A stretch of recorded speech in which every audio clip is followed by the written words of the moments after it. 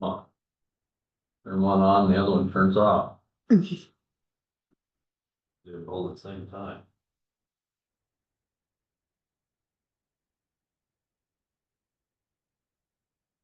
So they could. Good morning. I'd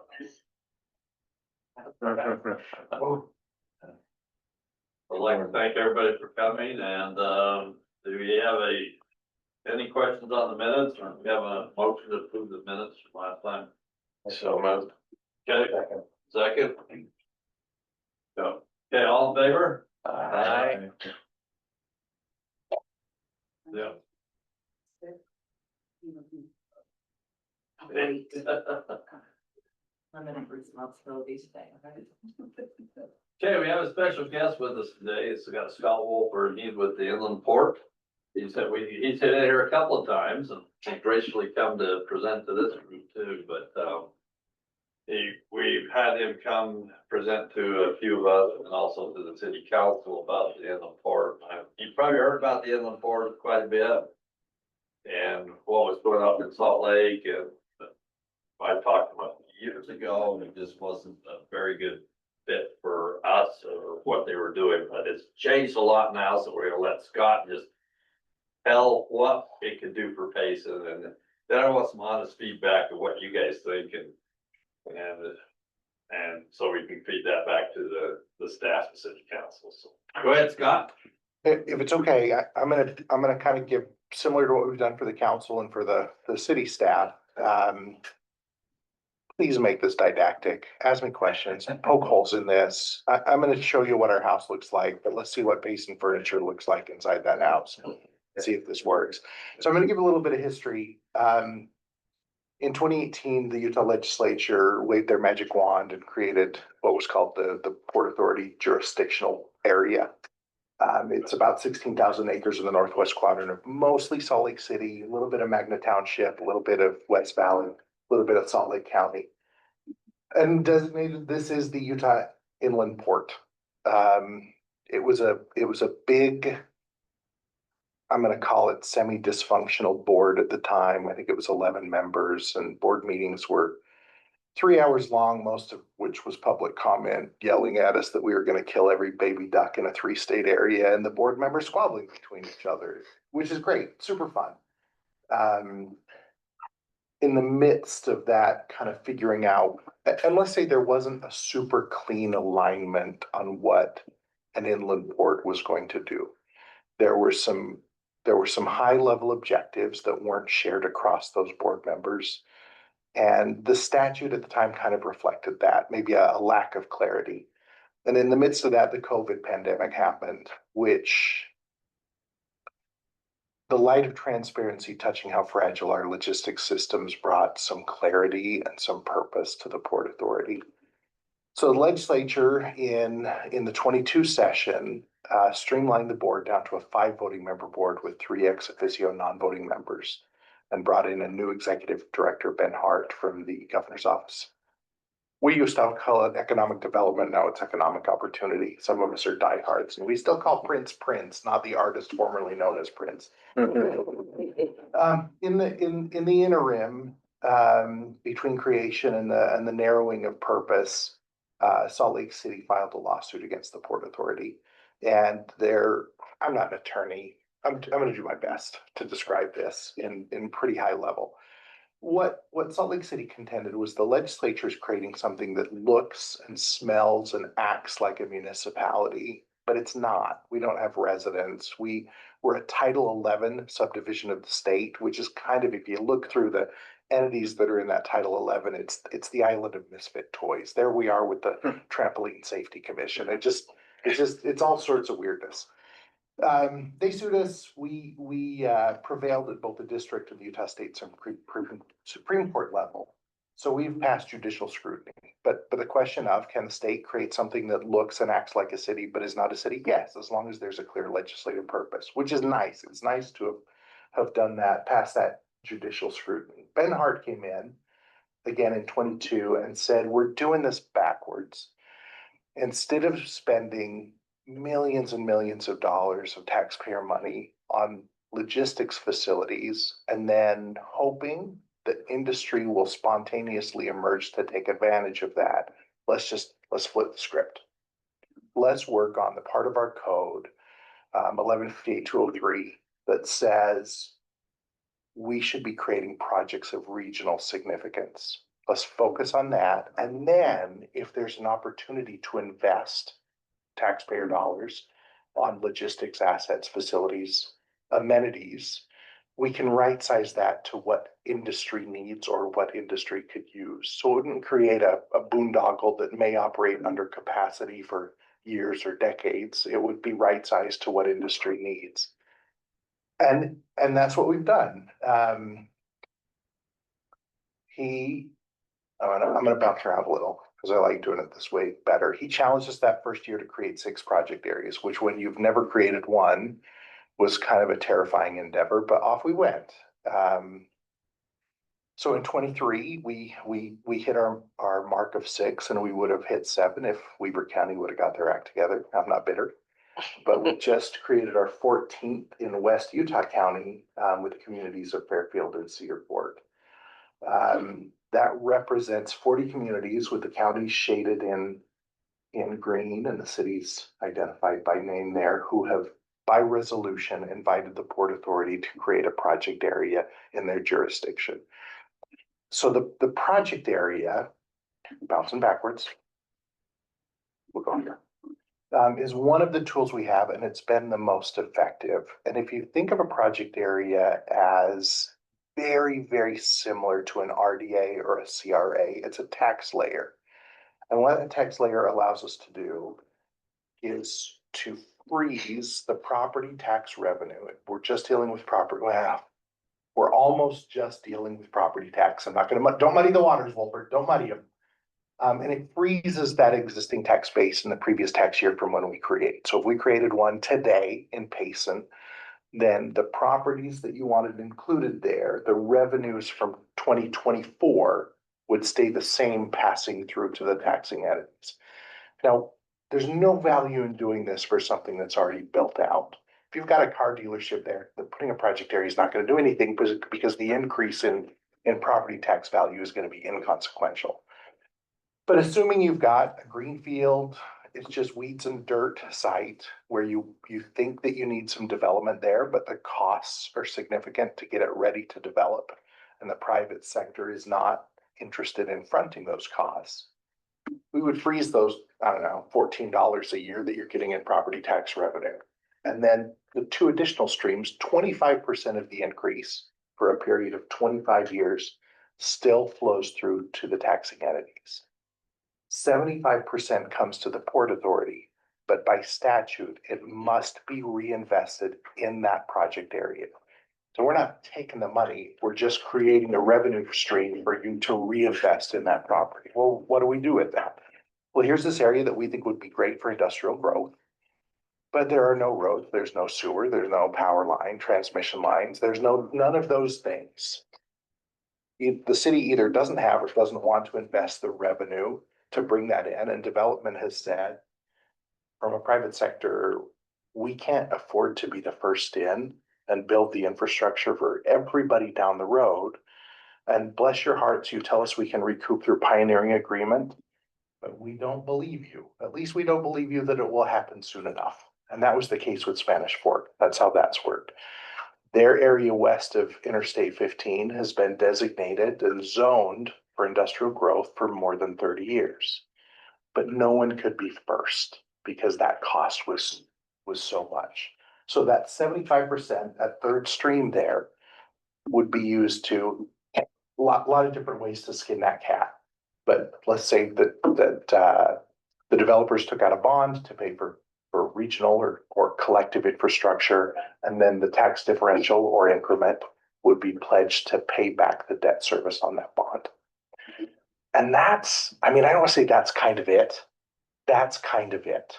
The Inland Port project area is a tax layer to help you build regional infrastructure that will facilitate industrial growth, the bringing of more revenue, better jobs right in your local community. Questions so far? So just to clarify, Please. then So there's nothing going on with the Salt Lake City County Inland Port Authority? You're regionalizing it now instead of focusing on that? No, so just think of that as one of the 14 Okay, that's doing its own thing. They're still bitter. But if you go between 7,200 west and 5,600 west on Interstate 80, there are 4 construction projects that we've either directly or indirectly incentivized to happen. So a lot going on. It's just one of the models of that original was to create a hub and spoke where all of the outlying communities would send their cargo to the Salt Lake market, and then we would negotiate better rates with the shipping lines. right. Salt Lake does not want that in their airshed.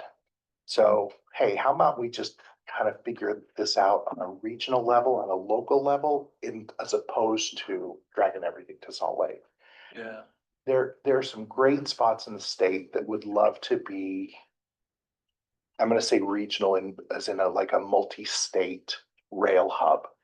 Iron County is situated fantastic to do that. So we've used our infrastructure bank, one of the tools that I didn't talk about, to finance the building of 2 transload facilities, one that does dimensional cargo and one that does bulk or hazmat. Savage Rail runs one and BCI Steel runs the other. So we're not operators, we're not owners. We've just become a financing tool. Now, if you want to play with the Port Authority to get cheap capital, it can't be just for the company. So it's become a regional asset. So we've said, yeah, we'd love to finance it. It can't be just for you. Can you make it available to businesses in the area? Now, Savage Rails, that's their business model. Yeah, we want everyone to use it.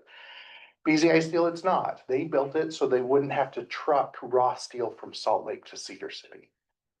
So great, now the steel arrives on a rail spur, it shows up twice a week for them, they've got their own little yard, they pull it off the rail and do it there.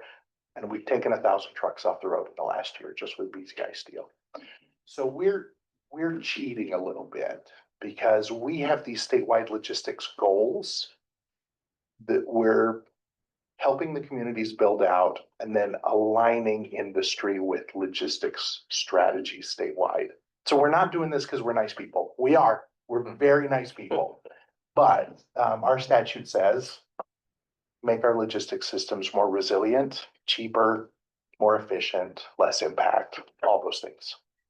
That was a really long answer that I made way overcomplicated with that question. Yes, we're doing a lot of stuff in Salt Lake City, but we're treating it as one of 14 project areas instead of, I don't know, the King project area. You're just one of 14 Salt Lake. You're not that special. Yeah. Okay. So Scott, I can't remember if later in your presentation, but maybe tell a little bit about the difference between getting a CRA approved versus the board. Have you done a CRA before? They are so fun. They are so fun. A project area is like a CRA, except with a couple of big differences. I think the biggest and the easiest way to describe it is you get to skip to step 5 when you start. The land use authority speaks on behalf of all the taxing entities. So there's no negotiation between as far as what the percentages are. It's statutory. They're gonna give up that growth for 25 years, 75% of the growth. So, and we thought school districts would be really grumpy with us, but where the boards don't have to take a public vote, they've been pretty good partners. Now we go in and when we talk to the school districts and say, hey, like city council, county commission has already passed this is moving forward. We want to be a good partner. And the school districts have said, well, can you help us with internships? Can you help us with other facets? Can we get like a report back? What if you satisfy your debt early? Can you dissolve the project area before the 25 years? All great questions and things that, absolutely. If, I hope we've all been in a position where as a government entity, we're collecting too much revenue and how dangerous that is. One, politically, but two, I think morally, there's some question there. Yeah, if your debts are satisfied, you've achieved the purpose of the project area in year 14, let's dissolve the thing and return that the entirety of the tax flow to the taxing entities. How was that? Did I hit enough of that? So how was it with working with Spanish Fork, Nebo School District when you did Spanish Fork? So they were our second, and we were dumb. We didn't know anything. We had academically, we thought this is how it would work. And so it was, they were cautious. The school administrator, whose name I just slipped me, came back about 6 months later and he said, it took us a bit to figure this out. But 25% of a whole lot of money is way more than 100% of almost nothing. We have found that the very conservative projections of increased flow, even just with the 25% to the school districts, is not insignificant. In Box Elder County, it's going to be over $50 million of additional dollars that they would not have received. And again, the school district takes 65, 70% of that. So it's not, as long as we can get them to see the arithmetic and not the percentages.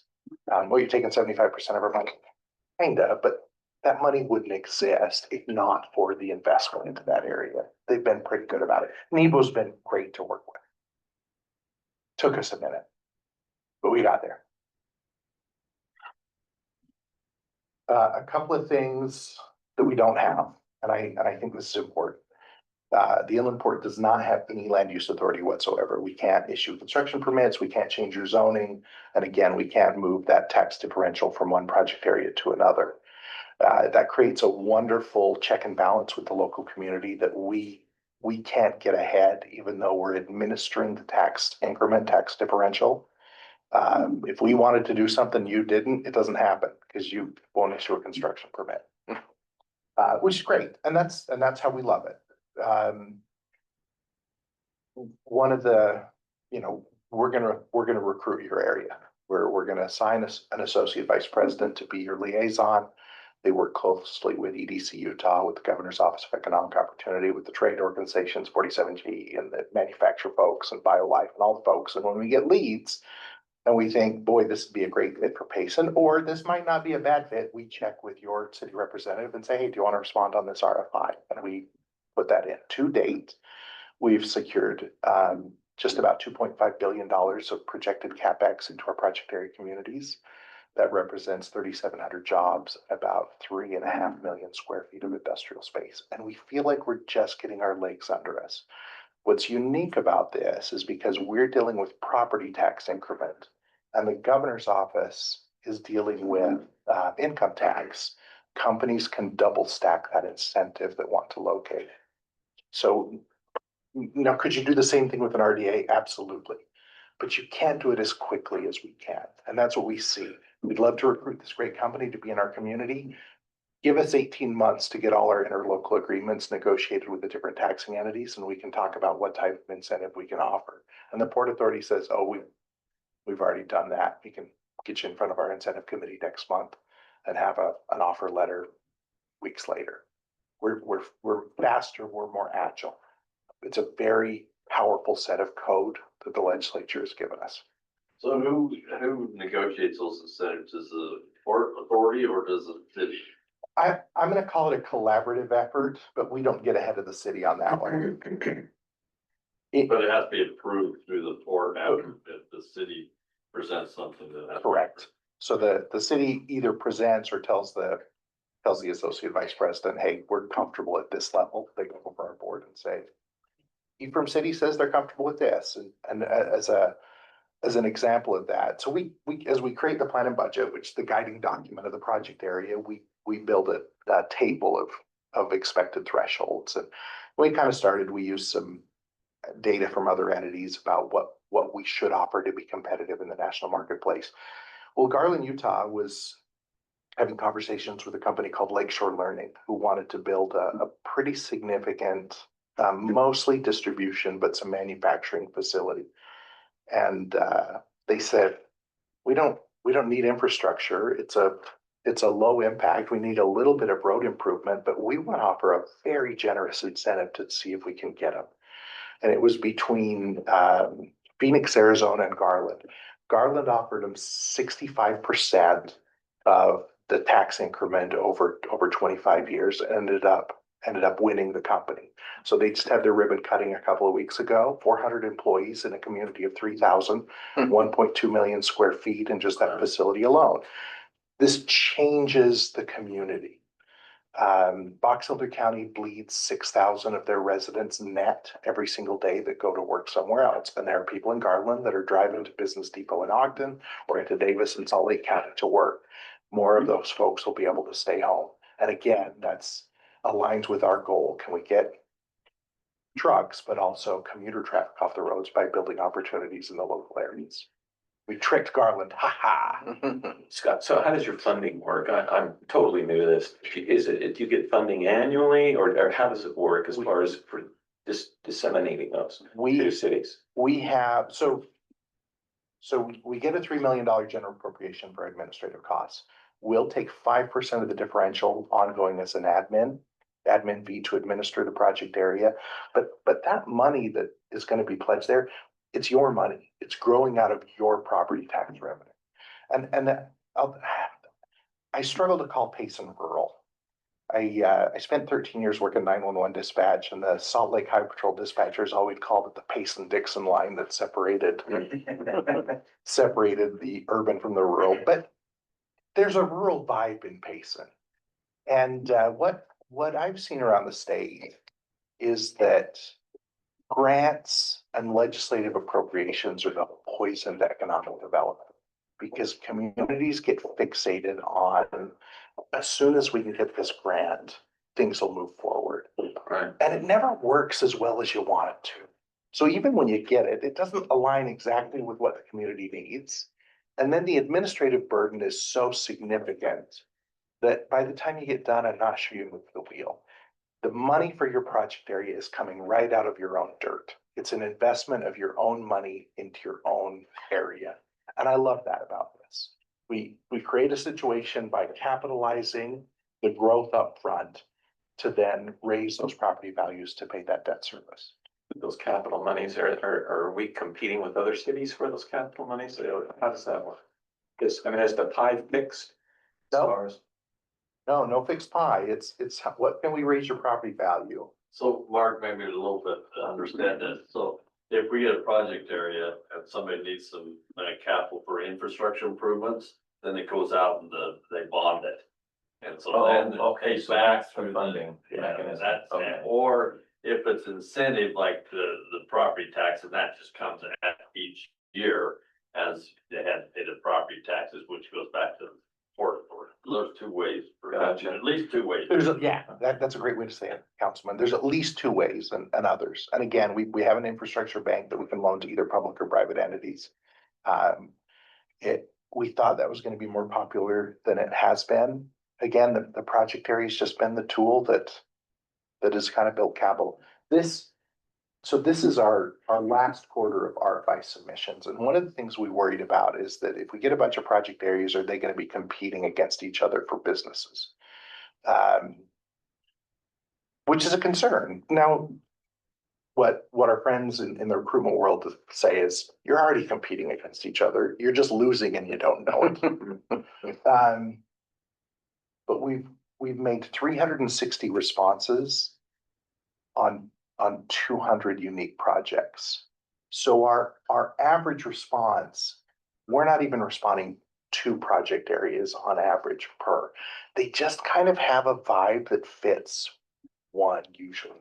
Now you can see there. So across the bottom are the projects that we've responded on, and then the cute pastel colors are how many project areas have submitted on those. And there are a few that everybody wants. And by everybody, like 6 or 7, not 14. But we're not finding that they're competing against each other too often. And the ones they're competing against each other, it's the big giant communities that can handle 1,400, 1,500 employees, which is a stretch for Carbon County. That'd be tough. Every man, woman, and child there is going to have to work at the, but most of them kind of come in and say, here's what we're looking for. And boy, that really fits nicely in 1 or 2. At least we're in the game. Absolutely, that's exactly right, Mayor. So there's my numbers, 2.6 million, 3.5 million square feet, and we're pushing 4,000 jobs. That's 360 responses. Our win rate is about 5% now. I don't know if it'll stay on that average. What's the time frame of that? That's in the last about 18 months. A little fuzzy on the 18, really most of it's in the last year, but one of them was longer than that, so I'm gonna count the 18 months. So do any projects come directly to the inland port now that people know it's there? It's a instead of great- through GOEO and ABCU? It's a great question. I'm lifting like, this is quasi real-time data. I'm showing you where we are. So this is a list of where our RFI come by origin. So of the 200, it's about 58.5% that come from EDC Utah. The governor's office is about 11%. No wins from them yet, but they assure us they'll sign us up one hearing today. And about a quarter of them, a little more than a quarter come, I'm gonna say direct to the Port Authority, but honestly, it's mostly through the local communities that they have someone that's interested and they just need that tool set of the Port Authority to get that one sealed. So it's a little bit disingenuous to say, you know, our hit rate is much higher on the stuff that comes direct. Well, it's because the communities are kind of vetting those before they get to us to kind of help them negotiate, which is great. And that's something my top AVP is Southeastern Utah for wins. So how is that possible that Emory and Carbon and San Pete County are outperforming the Northwest Quadrant? And I don't know this, but what I'm starting to suspect is there have been opportunities in our communities forever. But when your city manager also paints the lines on the T-ball field and runs the crossing guard duty in the morning for schools and gets a call from a company that says, we think we'd like to locate in your community. Here's a 16-page questionnaire with 800 questions. Can you get that to me by Wednesday? No, I can't. But you can call Jenna Draper and say, Jenna, can you take care of this for me? Absolutely. Because we've got the bandwidth, the Inland Port Authority, the team that can get that response made. And we also have a better sense that on that 16-page questionnaire, there are 14 questions they really want to know that they're going to look at, and we're really good at answering those 14. But again, we have 360 marbles through this process. We're getting pretty efficient at it. I keep answering the question you ask me and then the question I want to answer. What else can I tell But they you? don't answer the question you want. Yes, fair enough. At any given time, we're working about 60 projects on behalf of the project areas. Again, our hit rate, we think, is about 5%, which I don't know if that's good or bad, but it feels better than we worried and worse than we hoped for. We're working to refine how our responses work. We're working to do some more targeted instead of reactive recruitment. We just bought a landfill in the Salt Lake area that we're remediating, and we'd like to fill with good businesses there. We think a BioLife Center, and we think there's some opportunities around the area to get some suppliers or other things that we could recruit. How am I doing? So the first step is for us to designate land in our community. First step is to pass a resolution on your city council to request a project area. I got a slide on that. Hang on. Did you send us a sample? I have not, but I will. Resolution from the municipality, and then we work with you for step 2, which is to designate where you want us. The process for amendment is the same as creation, which is just a 2 board meeting cycle. Same thing. You pass a resolution saying we want to end, we want to add territory or take it away. It goes to our board for a 2 cycle meeting. It's created. So we could create or amend. It doesn't happen, but we could in about 6 to 8 weeks. We could have that changed. So you don't have to worry about getting everything right the first time. Again, then it comes to our board for a presentation in 1 meeting and then a period of public comment and then an adoption in the next board meeting. And then we get 25 years. Now the 25 years is, I don't want to call it deceptive, but there's a nuance there. That's a better way. There's a nuance to the 25. We have authority that instead of triggering the whole thing at once, we can trigger as parcels complete the build. So that 25-year bonding or incentive capacity doesn't start until company X finishes the construction and starts operations.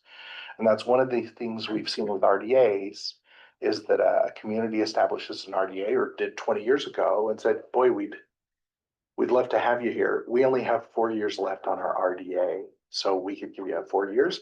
Then a company says, that sounds great. We're gonna go look somewhere else. When you recruit, every single one of them gets the full 25 years. So it becomes a rolling 25. Cool. It made Malcolm Nash down in Sevier County mad. How come you guys can do this and no one else? Took him a year, but now Richfield has a project area too. Could you maybe kind of help us understand for when we're designating project areas, some of those areas might already have existing structures and stuff like that. How does that come into play? So I'm gonna pull up I'll Richfield. give you an example. Yep. We have a business park, it's probably 50% built out, but does it make sense to put the whole thing? And because it's easy to put, here's our business park, the whole thing in, even though 50% of it's already built out. So, great question. Salina and Cedar City, Salina we already done, but Cedar City we're working with had the exact same thing. Salina said, we've got the prime parcels have already been taken. We have them in the RDA. We like the revenue we're getting from it. We'd really rather, great.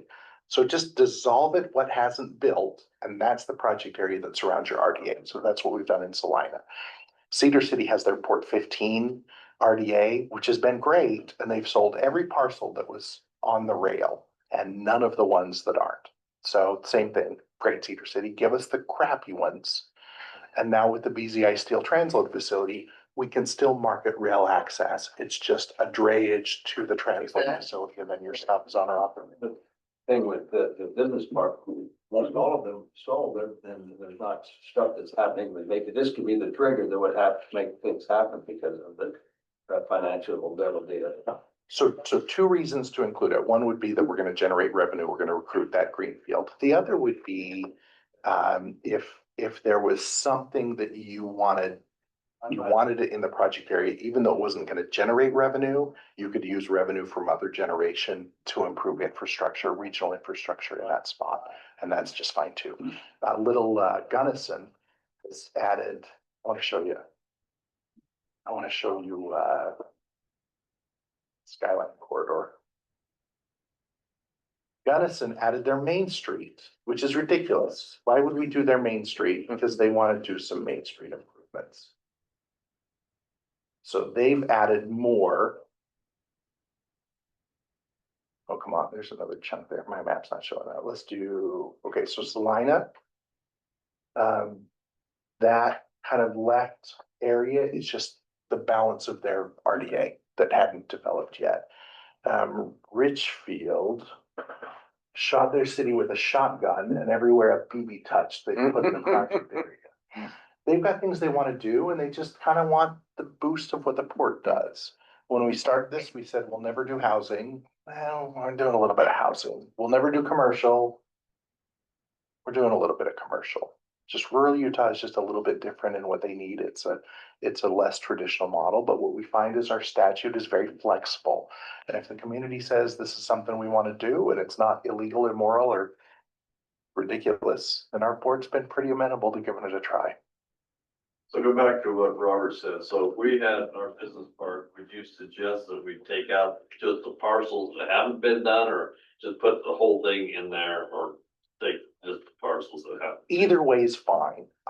The only thing I would suggest is that we don't have an RDA and a project area on top of each other. There are reasons to do that. Brigham City's done that because even though they can't pledge the increment to both, they like the flexibility in property acquisition and selling that the RD gives them as opposed to going through the city procurement process. But either one's fine for us. It's cleaner if it's just the undeveloped spots, but again, there are reasons to do it the other way. We had an EDA on that, but it expired 10 years ago. Oh, love it. Well, there's nothing there. Super clean. Great. What's the general perception of the public when these come into town? So if we leave the Salt Lake Valley, we're embraced as family. And I say that literally. When Fox 13 was down at One Utah Summit a couple of Octobers ago, and Ben Winslow said to our executive director, Ben Hart, he said, I don't understand. Everybody hates the Port Authority, but I come here and like it's hugs and yeah, out of the Salt Lake Valley and the 14 people that still don't like us, that are what I would call insincere actors, really, really good. I can say without, as we've talked to communities about considering a project area, I say without concern, you can call any of the people we work with statewide and say, tell me about this Port Authority, Commissioner Painter, Commissioner Pearson, Commissioner Blake. Tell me, are they doing what they've said they'll do? And it doesn't worry me at all, because they all say the same, because we do. That's important to us. I've been with the state for 28 years. I spent some time, 13 years working 911 dispatch. And when you're a state center in a rural community, boy, you're nervous about the state. The state's kind of shady. They do dumb things sometimes. It's important to me that this is community driven. You're the focus. And it's important to me that we always do what we'll say. So we've crafted what we think is an environment where you can trust us to be a partner over the journey. And you don't give up the leadership of your own community. You just get an administrative agent with a really cool tool. Oh, a question on, you said you take 5% for admin. Can the city do that also? We've never done that, but absolutely. Because we don't have an economic development director, so I was just thinking that that fits right down this alley, so if you take a little bit of that money to hire somebody. Yeah. I mean, yes, full stop. The nice thing from my perspective is that we've got some general fund to get us started, but we don't become viable as an organization without winning things for the communities. That 5% is, I'm gonna call it post-performance. If we don't deliver recruitment projects, we never get that 5% doesn't grow. You also don't get your economic development director until that thing grows either. So yeah, we certainly could put in the planning budget that there was a pass through. There's no requirement for affordable housing, but if you had a housing entity that you wanted to do that, to pledge some money towards that benefited Payson and not the Olene Walker that just disappears. It's recorded. Yes. Gotcha. Can we strike that from the minutes? You can certainly do that too, but you're not required to.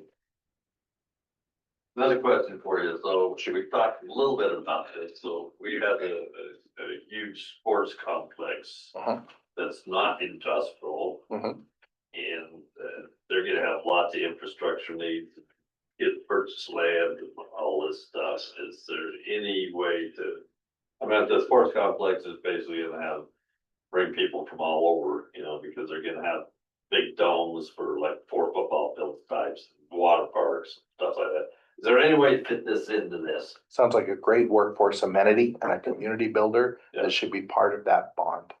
Okay. Yeah. That doesn't, yeah.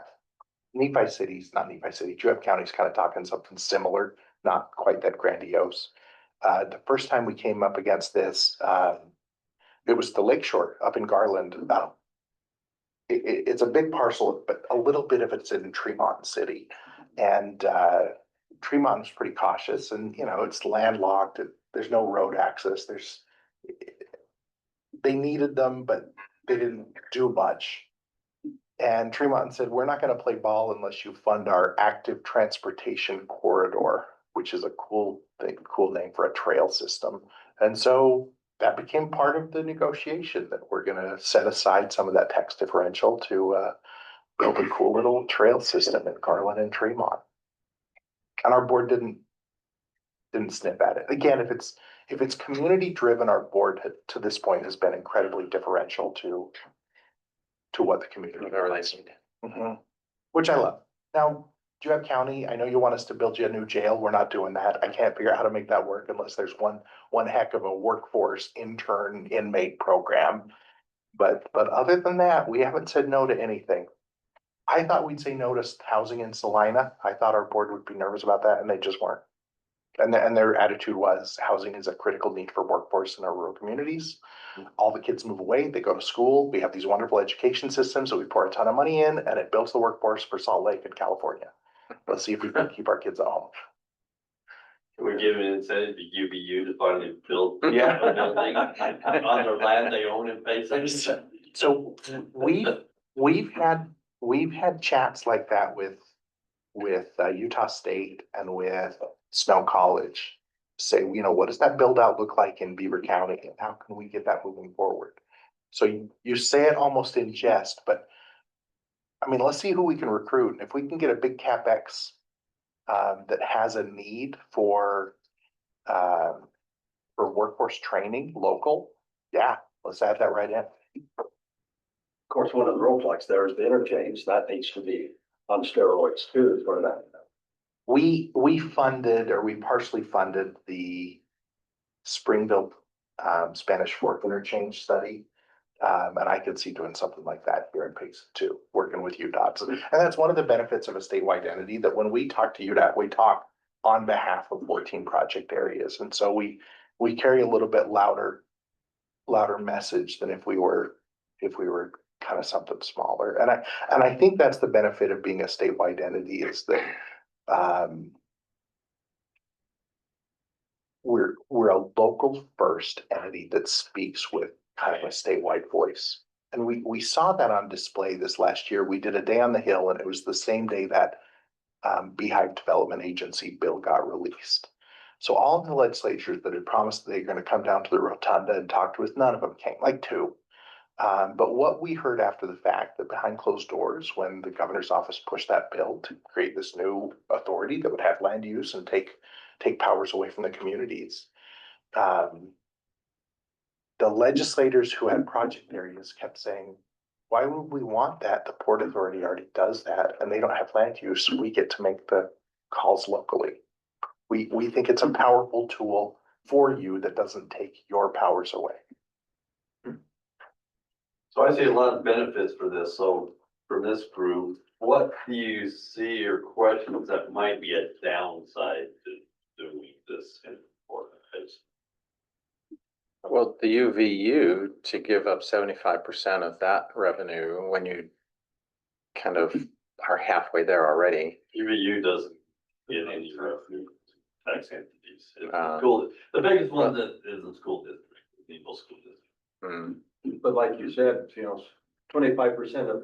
Whole lot of money. Whole lot of money, better than 75%. And it won't be our first chat with Nebo. That's not a worry for us. And we'll have that discussion. They didn't even want us to come to an open school board meeting. They said, no, we're fine. We're good. Great. We won't.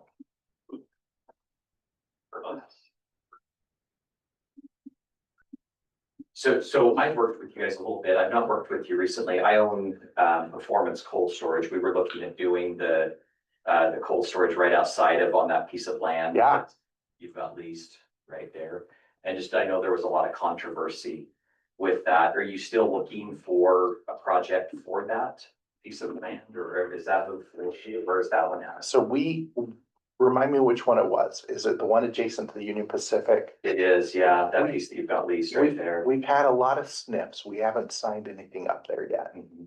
It's a weird plot with power lines in the middle of it. It is, yeah. Which we keep thinking the adjacency to Union Pacific will get someone to really want to be there. Yeah, And it just hasn't. been a tough one. The thing about being a government entity is we don't have to have a good quarter. It's more important to us to find a good project like that to be there rather than just put more distribution there. And are you still looking for I know as you've kind of gone through before, are you still looking for rail access primarily? Like in a lot of these project areas, is that a big driver? I know it was initially. It definitely was initially. I would call it less of a driver now and more of I don't even want to call it a benefit, an asset to be increased. So, in eastern Utah, there's nothing. They just don't have rail in central eastern Utah, but Juab County, it's fat with it. So how can we use Juab County to get rail access to companies that could locate in Gunnison that could use that? So it's not a driver like it was for consideration. I know Payson has rail access. If you worked with Union Pacific on any of your other projects on trying to get some spurs, We probably chat with UP 3-4 times a week. do you? And are you getting traction? Yeah, Yeah, the BZI Steel is UP cert. Okay, We also work with the class 3, Savage and Patriot. I can't tell you this yet, but at the end of the month, BNSF, another class 1 railroad, is going to enter the Salt Lake market. UP is furious. Sorry, but that should lower shipping costs. No, UP's been, I can't go as far to say a good partner, but Speaker Schultz, it's been 3 years ago now, ran a handful of bills that would be considered punitive to the railroad. And we called Omaha and said, you need to get your people here right now. And they flew out their executive team, CEO, the whole bit, and they met with him and he said, I'm not pulling my bills, but I'll delay implementation if you'll kind of step up. And they've been much better. Not good, but less bad. How's that? Once there's another player and they're getting that much more too. Yeah. We're very, cone of silence. I didn't tell you that. so I know you said you've had 2 wins with rail. Have you, of your requests that you've seen come across, is there kind of what are they looking for? Is rail access a big Yeah. request? So rail is always funny because the providers all say the same thing initially, which is we'd love to provide rail service. Can you give us 100 cars a week? And that's a lift. That's not nothing. Yeah. We had Savage come down to Cedar City before they opened theirs, and we met with local businesses and kind of talked about what the market could look like then. And I don't know if anyone knows Phil Hoskins, who's their business development rep. He's a great guy. I've never seen him smile. He definitely never smiled at me. And after that meeting, they got so much business opportunity there. Just he didn't smile, but like the corners of his mouth almost so close. We're going to do the same thing in Carbon with Savage. They've got a terminal there that we'd like to build around. So where there are opportunities, we want to exploit is the wrong word, but take advantage of those rail access points and locate businesses that can use it adjacent to. So if they have to truck to train, that it's a block or 2 rather than 300 miles. A couple of rail things coming down other than BNSF. The lawsuit in the Uinta Basin has been resolved, which is shocking. We thought that'd be another 10 years. And so we've had conversations with Uinta County, Duchesne and Daggett. And then the Service Transportation Board has reactivated the Burmester Spur in Tooele County. And so Tooele, Grantsville and the Army Depot are all going to get direct rail access now as well. And that's going to be a fun one. So again, this more distributed model away from the Salt Lake Valley is Payson's got great opportunities for rail. Yeah, yeah. And just the access to transportation right by I-15. And it's interesting, you know, Spanish Fork was our 3rd project area, and we love those guys. Rail there is tricky with how the rail is back and forth along the interstate. It's not great. You got to squish in the airport there, and so to make it work, you'd have to really lose a lot of property to kind of move that around to get it into the park. So I don't think there's an opportunity for a rail facility in Spanish Fork City. They're going to be a little more traditional truck to somewhere else if they're going to do rail.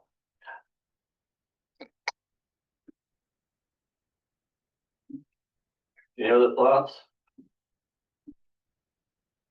I think when we presented, you came and presented to the city council, I think that there's positive there. From what I can tell. You guys are hard to read. I think it was pretty positive. That's why somebody else told me, there's a couple in there, I couldn't tell what they were thinking. They just sat there. They didn't ask any They didn't ask questions. any questions. But I took that as positive, it could be a negative, but they didn't ask any questions, I looked at them and they said, no, fine. Okay. We presented to Willard City. It's been, I don't know, a couple of months ago. And we presented a year ago and it was just kind of unfortunate. Their mayor had shoulder surgery and came to kind of drive it, but he was on some pretty heavy pain meds. And it was, let's call it a less effective advocacy for the board. And we said, we're not in a hurry and you don't really have a project here, but they've got a development project they'd like to do. And so we came and I was having a hard time reading the council.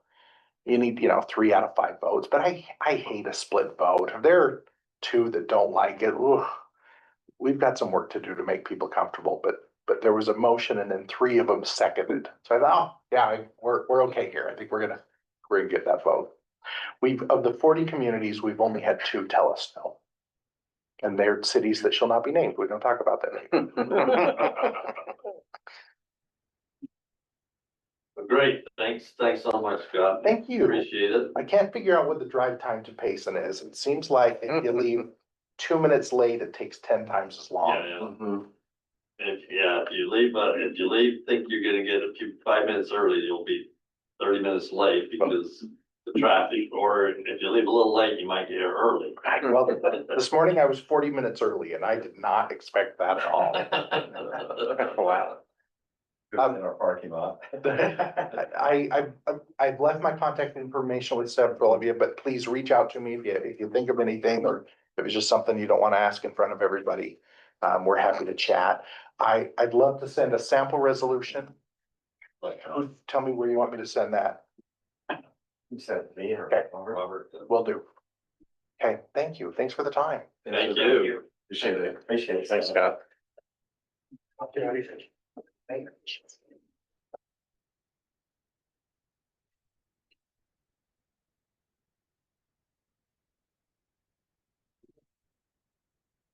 you. So, that's really good presentation, I think. As far as I can see, there's not too many drawbacks to doing this, so I think hopefully move forward with this, but, I can tell you from commission sales point, waiting 25 years to get your 100%, anytime money came in was a good thing. So even if you have to wait 25 years to get that other 75%, the people 25 years from now are going to be very grateful for what we did. So, I'd be very happy. Yeah. So one thing that we'll kind of skip through here because we've got 4 minutes shut down. So think about this for next time. And you can email me if you have any thoughts or ideas during the month, but because of the golf event, we have sponsors now. We've been collecting more money than we've been spending. And so that's been building up in an account that's for the Economic Development Committee. So it's for our committee. And I think there's gonna be like $41,000 in there as soon as this next budget year. So how can we effectively spend that money? And think about it for your committees too, how we spend that money to be really effective in helping economic drivers in Payson. We don't want it just sitting there, we want it to work for us, so just think about that, and come up with ideas, let's make that money work.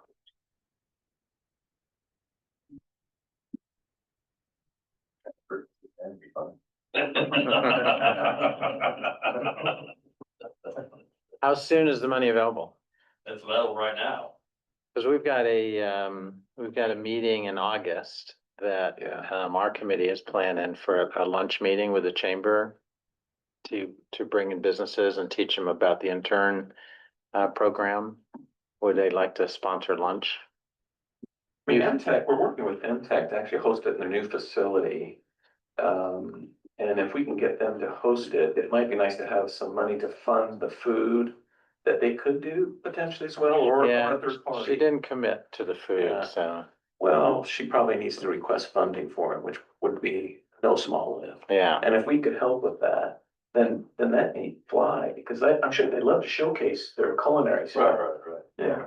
Everyone. If when's the culinary, when they're gonna start cooking, I guess, be the question. Yeah, I think she was a little concerned about that because that was the early part of their class. So not sure what kind of quality we get, but peanut butter and jelly sandwich. Well, they'll still have their menu stuff that they'll do all the time if they're up and going, so. But, yeah, just, things like that, and we'll start putting our budget together and see what we can do to really make this you know, we might try to fly in people that were recruiting, like Bucky's or something like that, but just think of anything, be out of the box, in the box.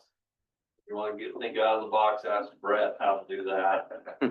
And anyway, we wanna start using this money and make it really effective, so.